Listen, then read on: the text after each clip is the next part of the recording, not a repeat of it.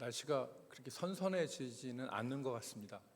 제가 8월 달에 한 달만 잘 버티면 시원해진다고 이렇게 말씀을 드렸는데 요즘에 9월이 돼도 한 30도가 안 내려가요.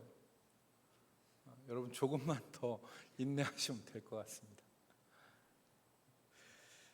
여러분 고린도 후서는 고린도에 교회를 세우고 약 한 1년 6개월 동안 그 교회를 지도하던 이 바울 사도가 그 교회를 떠나 있는 가운데 자신과 고린도 교회 성도들 사이에서 일어난 갈등과 문제에 대해서 쓴 편지가 바로 이 고린도 후서입니다.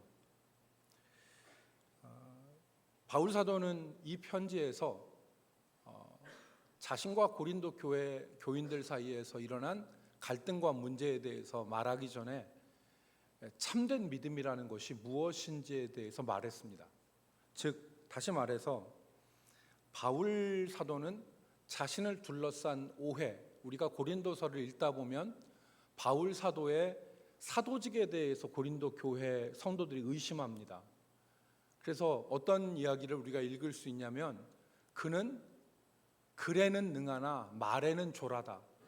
그래서 글은 잘 쓰지만 말은 더듬거리고 잘 하지 못한다라는 그러한 이야기를 우리는 고린도서에서 발견할 수 있고, 또 다른 오해는 바울 사도가 고린도 교인들을 상대로 이득을 취했다라고 하는 그런 억울한 오해에 대해서 바울 사도가 자신을 변호합니다. 그러는 가운데 참된 믿음이 무엇인가를 말하는데, 그것은 자신과 고린도 교회 성도들이 모두가 공통적으로 가지고 있는 것인데 그것에 대해서 말했습니다. 그래서 바울 사도는 그 참된 믿음을 예수 믿고 나타나는 세 가지 변화를 통해서 말씀하였습니다. 참된 믿음은 예수 믿기 전과 다른 세 가지 변화가 나타난다는 것입니다. 바울과 고린도 교회뿐만 아니라 오늘 우리에게도 동일하게 나타나는 것입니다.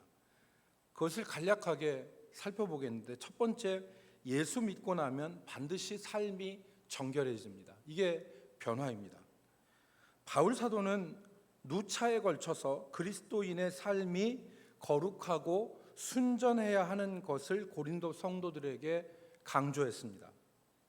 고린도 후서 4장 1절로 2절 말씀에 보면, 그러므로 우리가 이 직분을 받아 긍휼하심을 입은 대로 낙심하지 아니하고 이에 숨은 부끄러움의 일을 버리고 속임으로 행하지 아니하며 하나님의 말씀을 혼잡하게 하지 아니하고 오직 진리를 나타내므로 하나님 앞에서 각 사람의 양심에 대하여 스스로 추천하노라. 성령으로 말미암아서 인침을 받고 하나님의 자녀가 된 사람들은 숨어있는 부끄러운 일을 버리는 것입니다. 속임으로 행하지 않습니다. 그리고 하나님의 말씀을 혼잡하게, 하나님의 말씀이 분명히 이렇게 하라고 하시는데도 자기 삶에는 그것이 나타나지 않음으로 말미암아서 하나님의 말씀이 혼잡하게 하지 않는 삶을 사는 것입니다. 여기서 강조하는 것은 순전하고 깨끗한 삶으로의 변화입니다. 바울 사도는 다시 한번 이 고린도서에서 그리스도인이 되었다는 것은 부정한 삶이 아니라 거룩한 삶이 되어지는 것을 의미한다 말했습니다. 그래서 고린도 후서 6장 16절로 18절 말씀에 보면, 중간부터 보면 우리는 살아계신 하나님의 성전이라. 이와 같이 하나님께서 이르시되 내가 그들 가운데 거하며 두루 행하여, 여기서 그들은 하나님의 백성이죠. 하나님의 백성들 가운데 거하며 두루 행하여 나는 그들의 하나님이 되고 그들은 나의 백성이 되리라. 그러므로 너희는 그들 중에서 나와서 따로 있고 부정한 것을 만지지 말라. 내가 너희를 영접하여 너희에게 아버지가 되고 너희는 내게 자녀가 되리라. 전능하신 주의 말씀이니라 하셨느니라. 하나님께서 우리에게 원하시는 것은 그들 가운데 나와서 따로 있고 부정한 것을 만지지 않는 거룩한 삶입니다. 이게 예수 믿고 나면 일어나는 삶의 변화 가운데 가장 두드러지는 것입니다. 첫 번째 것이 예수 믿고 거룩한 삶으로 변화되어지는 것입니다. 하나님의 자녀이고 하나님께서 우리 가운데 거하시고 그러므로 말미암아 우리가 그들에게서 나와서 부정한 것을 만지지 않는 삶으로의 변화가 성도들에게는 있는 것입니다. 바울 사도가 다시 한번 강조하죠. 고린도후서 7장 1절입니다. 제가 지금 인용한 말씀들은 전부 고린도후서에서 나온 말씀입니다. 고린도후서 7장 1절을 한번 같이 읽겠습니다. 그런즉 사랑하는 시작. 그런즉 사랑하는 자들아, 이 약속을 가진 우리는 하나님을 두려워하는 가운데서 거룩함을 온전히 이루어 육과 영의 온갖 더러운 것에서 자신을 깨끗하게 하자. 아멘. 여긴 직접적으로 말씀하죠. 육과 영의 더러운 것에서 자신을 깨끗하게 하자. 오늘날 많은 사람들이 예수를 믿는 가운데서도 세상의 더러운 것에서 자신을 깨끗하게 하지 않습니다. 너희는 그들 중에서 나와 따로 있고 부정한 것을 만지지 말라는 하나님의 말씀에 순종하지 않고 여전히 숨은 부끄러운 일을 행하고 속이고 하나님의 말씀을 혼잡하게 하며 살아가고 있습니다. 그러면서 주의 이름을 부르고 있습니다. 이것은 하나님이 기뻐하시는 삶이 아닙니다. 여러분, 일제강점기에 우리나라의 독립을 위해서 애쓴 분들이 많이 있습니다. 그 가운데 자신의 막대한 재산을 독립자금으로 댄 최준 선생이라는 분이 있습니다. 경주 최씨, 이 최부잣집 후손으로 자신의 재산을 독립운동의 자금으로 기꺼이 내놓은 최준 선생과 관련된 일화가 있습니다. 그는 자신의 이 막대한 재산을 아끼지 않고 나라의 독립을 위해서 기증했는데 나중에 독립이 되고 나서 임시정부를 이끈 백번 김구 선생이 독립자금을 지원해 준 이 최준 선생을 찾아가서 고마움을 전했다고 합니다. 김구 선생이 그동안 받은 독립자금의 액수를 적은 문서, 한두 번이 아니라 여러 이 문서, 그 영수증과 같은 그 문서를 최준 선생에게 전달했는데 최준 선생은 백범이 보여준 그 문서를 보고 오열하였다고 합니다. 그 이유는 자신이 보낸 독립자금의 액수와 전달된 액수가 조금도 다르지 않게 전달되었기 때문이었습니다. 최준 선생은 독립자금을 보내면서 자신이 보낸 독립자금이 배달하는 과정에서 80%만 전달되어도 더 나아가서 절반만 전달되면 다행이라고 생각했다고 합니다. 배달 사고를 우려한 것입니다. 그러나 한 푼도 누수가 되지도 않고 전액이 전달된 사실을 알고 통곡한 것입니다. 이때 독립자금을 전달한 사람이 부산의 백산상회라고 하는 이 회사로 무역업을 했던 백산 안희재라고 하는 분인데 이 안희재 선생이 최준의 독립자금을 한 푼도 쓰지 않고 고스란히 임시정부, 대한민국 임시정부에 전한 것입니다. 생각해 보십시오. 그때 우리나라 독립 임시정부가 만주 상해에 있었는데 만주와 상해로 가려면 자신이 써야 될 경비, 자신의 수고비, 나쁜 사람은 자신의 주머니도 챙겨야 하는데 그리고 지금처럼 얼마를 입금했다 이게 계좌로 고스란히 나오는 시대가 아니에요. 전화도 안 되는 시대입니다. 통신이 발달하지 않아서 그 당시에 아무도 모르는 상황 아니겠습니까? 그런데 한 푼도 차이가 나지 않게 독립자금을 전달한 것입니다.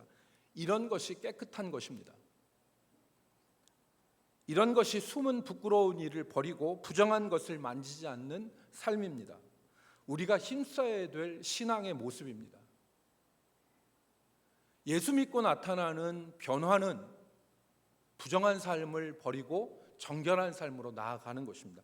그게 예수 믿는 사람들의 삶에 나타나는 변화입니다. 두 번째, 신앙에 있어서 나타나는 변화는 삶의 영역, 삶의 자리가 변화되는 것입니다. 예수를 믿으면 서 있는 자리가 달라집니다. 이전에는 자기 자신만을 위해서, 쾌락을 위해서 살아왔다면 예수 믿은 후에는 의를 위해서 살고 고난마저도 마다하지 않습니다. 고린도 교회 성도들에게 바울 사도가 말한 것을 통해서 우리가 그것을 확인할 수 있는데, 고린도후서 1장 7절 말씀에 보면은 너희를 위한 우리의 소망이 견고함은 너희가 고난에 참여한 자가 된 것 같이 위로해도 그러한 줄을 알미라. 여기서 전제된 것이 무엇입니까? 고난에 참여했다는 것입니다. 고린도 교회 교인들이 고난에 참여했기 때문에 하나님의 위로에도 참여한 것을 내가 확신한다. 지금 바울은 그렇게 말한 것입니다. 믿는 자의 삶이 단순히 편하고 부요하고 성공하고 영광을 누리는 삶이 아닙니다. 예수 믿는 삶을 많은 사람들이 편하고 그리고 부요하고 성공하고 영광을 누리는 삶이라고 생각하면서 그것을 위해서 기도하고 그것을 위해서 하나님을 바라보고 있지 않습니까? 그런데 예수 믿는 진짜 삶은 좁은 길이지만 고난의 길을 마다하지 않고 감수하는, 의롭고 하나님의 영광이 드러나는 길을 걷는 것이 진짜 예수 믿는 삶입니다. 그 가운데 주시는 하나님의 위로를 경험하면서 기뻐하고 즐거워하는 것입니다. 바울 사도가 그래서 고린도후서 4장 16절로 18절 말씀에 뭐라고 했습니까? 그러므로 우리가 낙심하지 아니하노니 우리의 겉사람은 낡아지나 우리의 속사람은 날로 새로워지도다. 우리가 잠시 받는 환난에 경한 것이 지극히 크고 영원한 영광에 중한 것을 우리에게 이루게 함이니, 우리가 주목하는 것은 보이는 것이 아니요 보이지 않는 것이니 보이는 것은 잠깐이요 보이지 않는 것은 영원함이라. 바울 사도는 우리가 잠시 받는 환난에 경한 것, 이 고난의 가벼운 것이 지극히 크고 영원한 영광에 중한 것, 이 무거운 어마어마한 것을 이루게 되는 재료가 된다고 얘기한 것입니다. 그러니까 이 고난이 영원한 영광을 우리에게 이루는 것이 되어지는데, 그 영광스러운 삶을 위해서 감수하는 고난의 삶이 그리스도인의 삶에서는 나타나는 것이다. 그래서 바울 사도가 빌립보 성도들에게 이렇게 말했습니다. 너희는 복음에 합당하게 생활하라. 오직 너희는 그리스도의 복음에 합당하게 생활하라 하면서 빌립보서 1장 29절에 그리스도를 위하여 너희에게 은혜를 주신 것은 다만 그를 믿을 뿐 아니라 또한 그를 위하여 고난도 받게 하려 하심이라. 예수님께서는 산상수훈에서 의에 줄이고 목마른 자가 복이 있나니 그들이 배부를 것이고 의를 위하여 박해를 받는 자는 복이 있나니 천국이 저희 것임이라, 그렇게 말씀하셨습니다. 여기서 의에 줄이고 목마르다는 것은 항상 삶에서 의를 추구하고 의롭게 살기를 소망한다는 것이 의에 줄이고 목마른다는 말입니다. 그러니까 쾌락과 세상의 악한 것과 세상의 성공과 명예와 평안과 부요와 영광만을 사모하는 게 아니라 예수 믿는 사람은 의에 줄이고 목마른 삶이 되어야 되는데, 그들이 바로 천국의 주인이고 그들이 바로 배부를 것이라고 말씀하신 것입니다. 예수를 믿으면 이 변화가 일어납니다. 우리의 삶에도 이 변화가 지속적으로 일어나기를 주의 이름으로 축복합니다. 세 번째, 예수를 믿으면 본성의 변화가 일어납니다. 즉 오늘 말씀처럼 탐욕에서 사랑으로의 변화가 일어납니다. 예수 믿기 이전에는 자기 자신을 위해서 탐욕으로 살았지만 그 탐욕이 이웃을 향한 사랑으로 변화되어져서 삶에서 나타납니다. 오늘 말씀 가운데 보면 연보라는 것을 통해서 우리는 그것을 확인할 수 있습니다. 여러분, 연보라는 말은 우리 일상에서 잘 쓰지 않는 말입니다.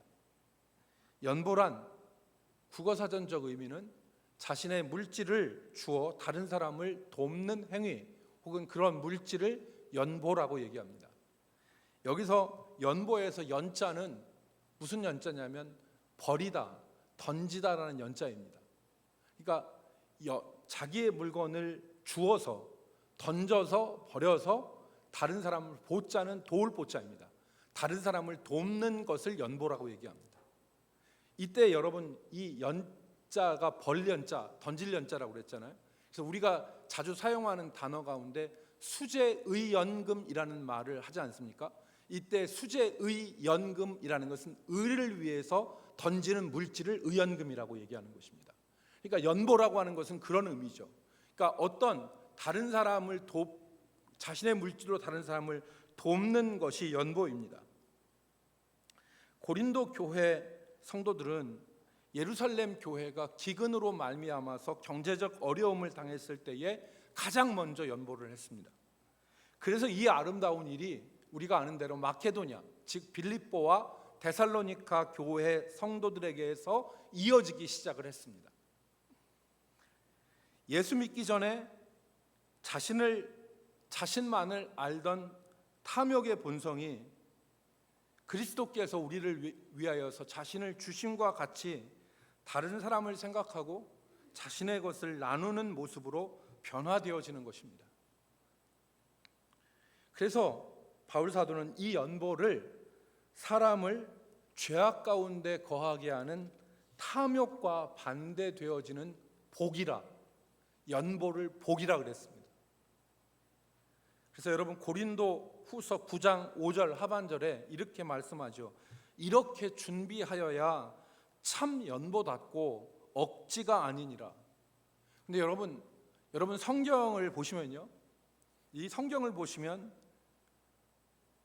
그 스탠다드로 나온 성경에 보면 이 연보에 표시가 되어 있습니다. 주가 되어 있죠. 그 연보라는 말에 주가 되어 있고 억지가 아니라고 하는 억지에도 주가 되어 있어서 나누의 주가 나와 있을 것입니다.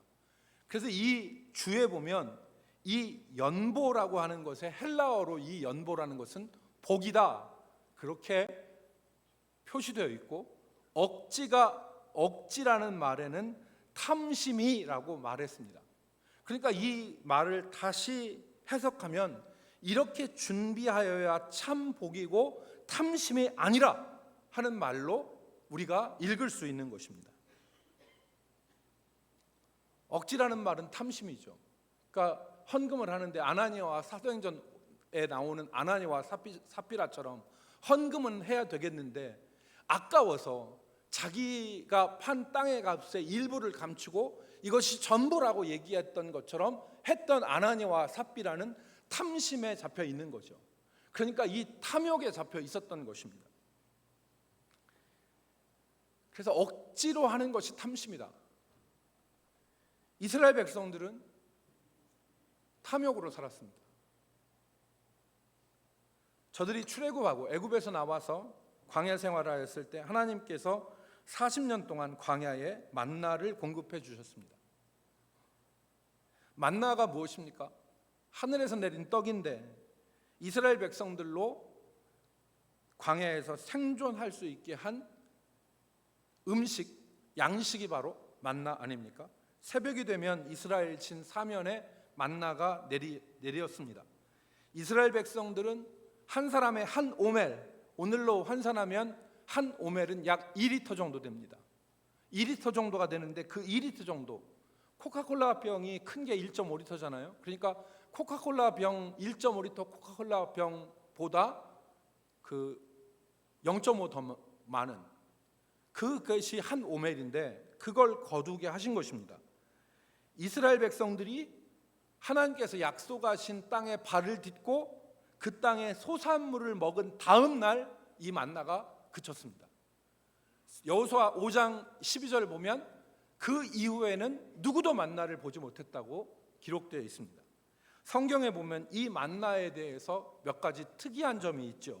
첫째는 이스라엘 백성들이 이 만나를 거둘 때에 거둔 것이 많기도 하고 어떤 사람은 적기도 하였지만 오멜로 되어 본즉, 측정해 본즉 많이 거둔 자도 남음이 없고 적게 거둔 자도 부족함이 없었습니다. 두 번째, 이 거둔 만나를 다음 날 아침까지 남겨두지 말아야 됐죠. 만약에 남겨두면 벌레가 생기고 냄새가 났습니다. 하나님의 말씀을 어기고 탐욕으로 이거 좀 쟁여둬야 되겠다라고 생각하고 이 만나를 다음 날 아침까지 남겨두면 그 만나에서 뭐가 생겼냐면 벌레가 생기고 냄새, 좋지 않은 냄새가 풍겼던 것입니다. 났던 것입니다.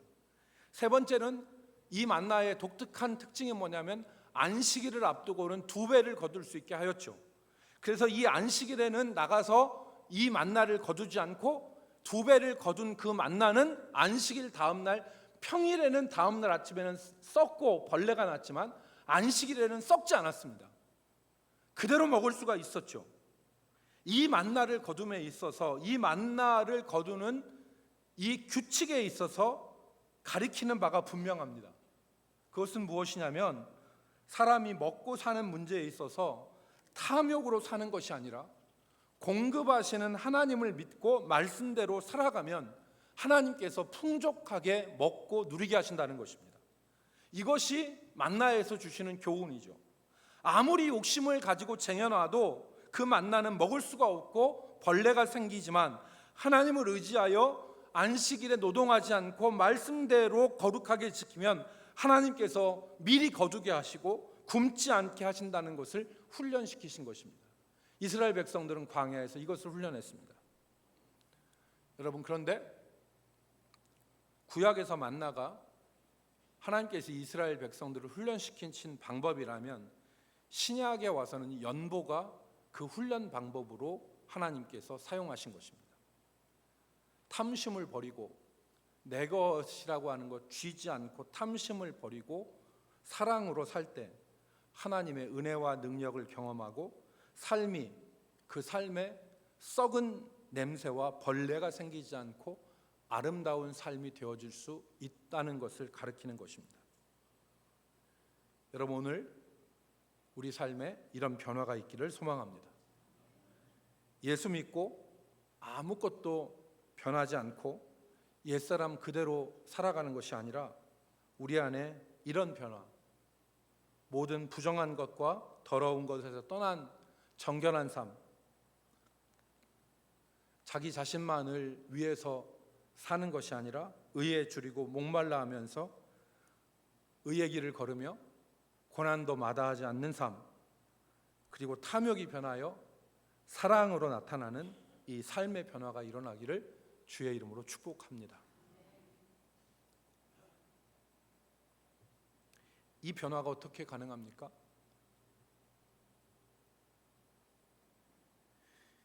이 변화가 어떻게 일어나는 것입니까?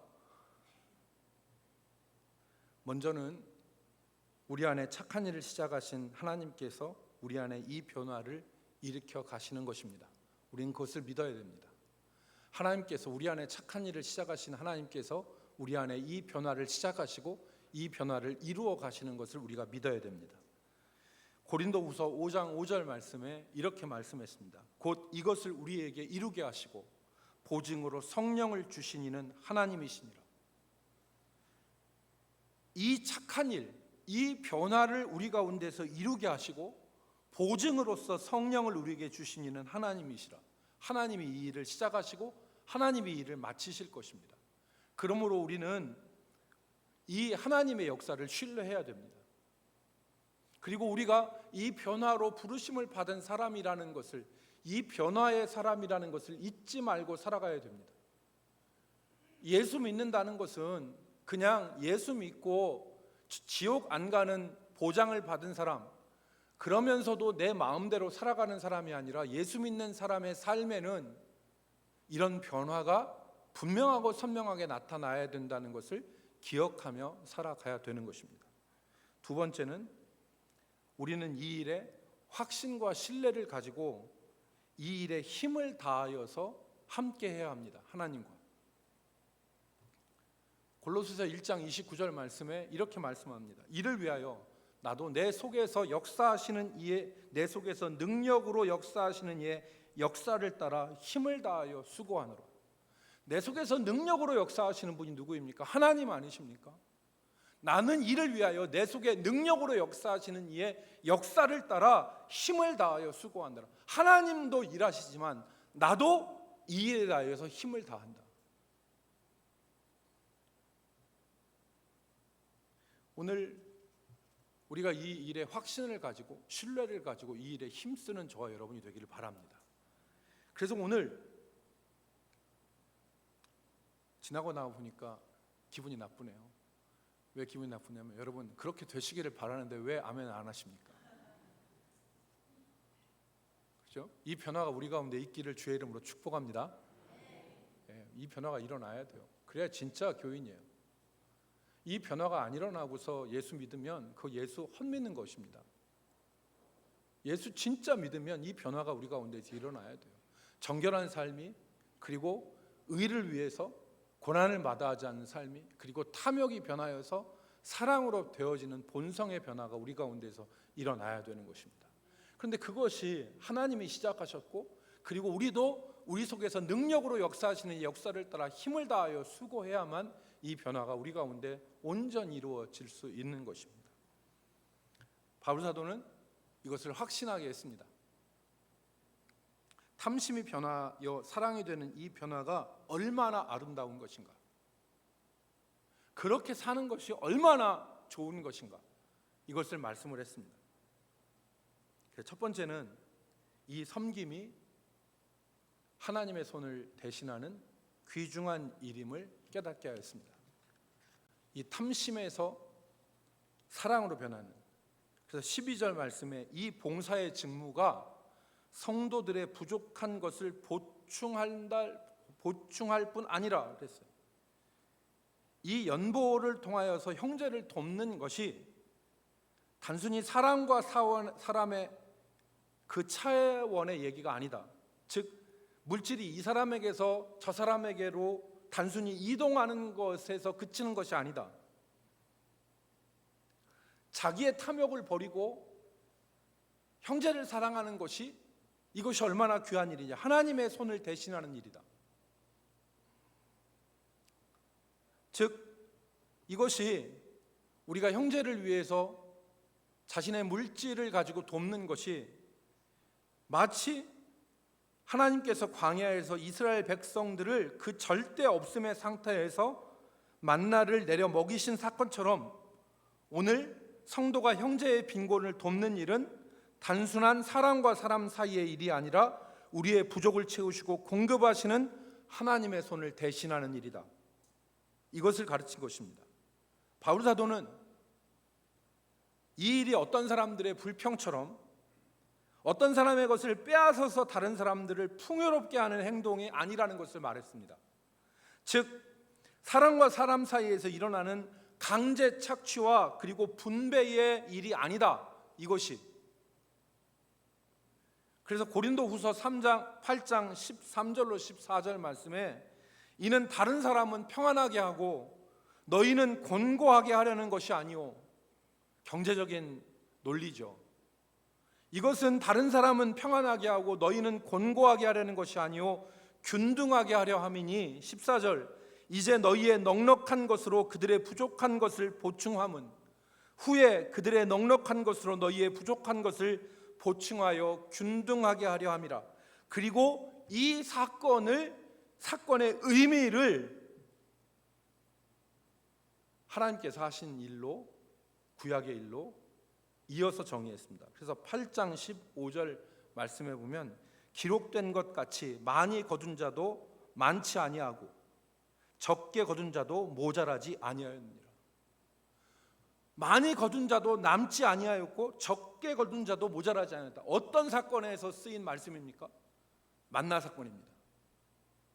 즉 하나님께서 절대 빈곤 가운데 있는 이스라엘 백성을 광야에서 먹이신 것처럼 이 탐욕을 버리고 사랑으로 행하는 것이 하나님의 손을 대신하는 일이다.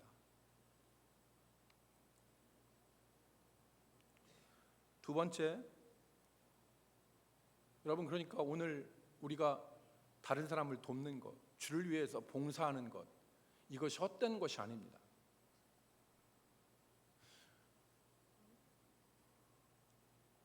오늘 일부 예배 가운데 교사들이 많이 여기 앉아 계신데, 교사들이 애를 쓰고 철없고 말 안 듣는 아이들을 가리키는 것이 단순히 시급 한 지금 만 얼마죠? 그 정도의 노동이라고 생각해서는 안 됩니다. 하나님의 손을 대신하는 일입니다. 하나님의 손을 대신하여 사람을 세우는 일이 오늘 우리가 하는 교사에 감당하는 일이고, 오늘 구제가 단순히 이 사람의 것을 빼앗아서 저 사람에게 분배하는 경제적 논리가 아니라, 지금 바울 사도는 무엇이라고 얘기합니까? 이것은 적게 거둔 자도 모자라지 아니하고 많이 거둔 자도 남지 아니하는 하나님께서 하신 광야의 사건, 하나님의 손을 대신하는 사건임을 분명하게 말하는 것입니다. 오늘 주를 위해서 주차장에서 봉사하시는 분들이나, 주를 위해서 더위에 땀 흘려서 여름 내내 식당에서 봉사하는 권사님들이나, 그 수고가 헛되지 않습니다. 하나님의 하시는 일입니다. 두 번째, 우리가 탐욕이 아니라 사랑으로 살아갈 때 우리는 풍성한 삶을 이어갈 수 있습니다. 일반적으로 세상적인 계산은 자기의 것을 움켜쥐고 다른 사람의 것을 빼앗아야지만이 넉넉하게 그리고 부자가 될 수 있습니다. 그러나 하나님의 방식은 그렇지 않습니다. 하나님은 믿음 안에서 우리로 넉넉하고 풍성한 삶을 살아가게 하시는 것입니다. 그래서 8절에 풍성하신 하나님에 대해서 말씀하는 거죠. 8절에 있는 말씀이 하나님이 능히 모든 은혜를 너희에게 넘치게 하시나니 이는 너희로 모든 일에 항상 모든 것이 넉넉하여 모든 착한 일에 넘치게 하려 하심이라. 넘친다라는 말을 계속해서 얘기하고 있는데, 이것은 풍성하다는 말입니다. 하나님은 우리로 풍성하게 살게 하시는 분이시다. 하나님은 우리가 인색하거나 억지로 무엇을 하는 것이 아니라 풍성한 가운데서 살게 하시는 것입니다. 탐욕이 아니라 사랑으로 살 때 우리는 이 풍성하신 하나님을 경험할 수 있습니다. 잠언 11장 24절 25절 우리 같이 읽겠습니다. 잠언 11장 24절 25절. 흩어 구제하여도, 시작. 흩어 구제하여도 더욱 구하게 되는 일이 있나니 과도히 아껴도 가난하게 될 뿐이라. 구제를 좋아하는 자는 풍족하여질 것이요 남을 윤택하게 하는 자는 자기도 윤택하여지리라. 아멘. 이게 하나님의 말씀이죠. 세상 사람들은 내 거 움켜쥐고 다른 사람 거 빼앗아 와야지 풍성하다고 생각합니다. 그것이 세상의 논리입니다. 그러나 흩어 구제하여도 더욱 구하게 되고 가도히 아껴도 오히려 가난하게 될 뿐이라. 이렇게 성경은 말씀합니다. 남을 구제하는 자는 풍족하게 될 것이고 남을 윤택하게 하는 자는 자기도 윤택하게 될 것이라. 갈라디아서 6장 7절 하반절부터 8절까지 성경이 영적 법칙에 대해서 말씀합니다. 사람이 무엇으로 심든지 그대로 거두리라. 자기의 육체를 위하여 심는 자는 육체로부터 썩어질 것을 거두고 성령을 위하여 심는 자는 성령으로부터 영생을 거두리라. 무엇을 심느냐? 탐욕으로 심는 자는 그 삶이 썩고 버러지나고 냄새나는 일이 그 삶에서 드러나는 것이고, 다른 사람을 구제하고 다른 사람을 윤택하게 하는 자는 그 삶이 하나님이 풍성하신 하나님이 주시는 은혜로 풍성한 삶을 누리게 되는 것입니다. 그러므로 우리의 본성이 변화되어져야 하는 것입니다. 우리의 본성이 언제 변합니까? 확신과 신뢰를 가질 때 변화되는 것입니다. 세 번째, 탐심이 아니라 사랑으로 사는 것이 믿음의 증거가 됩니다. 또 믿음의 성장이 됩니다. 우리가 탐심이 아니라 다른 사람을 돕는 사랑으로 살 때 이것이 우리의 믿음이요 우리의 성장이 되는 것입니다. 13절 말씀에 너희가 그리스도의 복음을 진실이 믿고 복종하는 것이 이 직무로 인하여 증거가 된다 그랬어요. 그리스도의 복음을 진실이 믿고 복종하는 것이 뭘로 증거가 됩니까? 이 직무로 증거가 된다 그랬어요. 뿐만 아니라 신자의 삶에 의의 열매가 맺히는 기회가 됩니다. 고린도후서 9장 10절, 심는 자에게 씨와 먹을 것을 주시는 이가 너희에게 심을 것을 주사 풍성하게 하시고 너희 의의 열매를 더하게 하시리니, 즉 이것이 우리의 믿음의 증거가 될 뿐만 아니라 우리의 삶에서 의의 열매를 더하게 하시는 역사가 된다는 것입니다.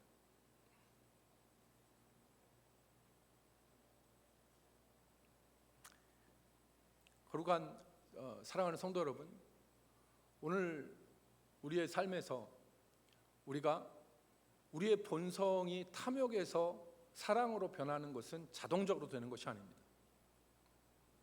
오늘 우리가 하나님의 말씀을 확신하여서 탐욕이 아니라 사랑으로 사는 것이 하나님의 손을 대신하는 것이고, 그리고 풍성한 은혜를 누리며 사는 것이고, 이것이 우리의 믿음의 증거가 되고 믿음의 열매가 된다는 것을 우리가 깨닫고 확신할 때 우리는 우리의 본성이 변화되어지는 은혜를 경험할 수 있는 것입니다. 마지막으로 이 탐심을 버리고 사랑으로 행할 때 하나님께는 영광이요 성도 사이에는 사모함이 더하게 되는 것입니다. 17절 하반절에 그들과 모든 사람을 섬기는 너희의 후한 연보로 말미암아 하나님께 영광이 돌아가고 영광을 돌리고 또 그들이 너희를 위하여 간구하며 고린도 교회를 위하여 기도한다는 것이죠. 하나님이 너희에게 주신 지극한 은혜로 말미암아 너희를 사모하느니라. 이 탐심을 버리고 사랑으로 살 때 우리는 하나님께 영광을 돌릴 수 있고, 성도 사이에는 더욱더 사모함과 기도하는 믿음의 역사가 일어난다는 것입니다. 사랑하는 성도 여러분, 말씀을 정리하겠습니다. 예수 믿는 삶에는 변화가 일어나야 됩니다. 우리가 신약 성경을 쭉 보면서 느끼고 깨닫는 것이 무엇입니까? 신약 성경을 쭉 우리가 같이 읽으면서 느끼고 깨닫는 것이, 신약 성경에 내 욕심을 채우고 내 욕구에 딱 맞는 성경 구절 몇 구절 외워서 그 말씀을 가지고서 내 욕심대로 살아가면서 하나님의 도움을 구하는 것이 믿음 생활이 아닙니다. 그것은 탐심으로 신앙생활하는 것입니다. 진짜 신앙생활은 예수 믿고 오늘 말씀드린 변화가 삶에서 일어나는 것입니다. 이 변화가 우리 속에서 역사하시는, 능력으로 역사하시는 그 하나님의 역사로 말미암아, 그리고 그 역사를 따라 힘을 다하여 순종하는 우리의 순종으로 말미암아 우리의 삶에서 이루어질 수 있기를 주의 이름으로 축복합니다. 기도하겠습니다. 거룩하신 하나님, 우리 아버지, 우리 속에 탐심과 자기 자신을 위하는 우상이 우리 속의 중심에 존재하지 않게 하시고, 나를 위하여서 자신을 주신 그리스도를 본받는 믿음이 우리 가운데 중심에 자리 잡게 하여 주시옵소서. 그래서 우리 삶에 변화가 일어나게 하시고, 우리 삶에 모든 부정한 것이 사라지고 정결케 되어지게 하여 주시며, 우리 삶에 의를 위하여서 고난받는 자리도 마다하지 않는 믿음의 변화가 있게 하여 주시고, 우리 삶의 본성이 변화되어지는 이 변화의 역사가 일어나게 하여 주옵소서. 예수 그리스도의 이름으로 기도 올리옵나이다. 아멘.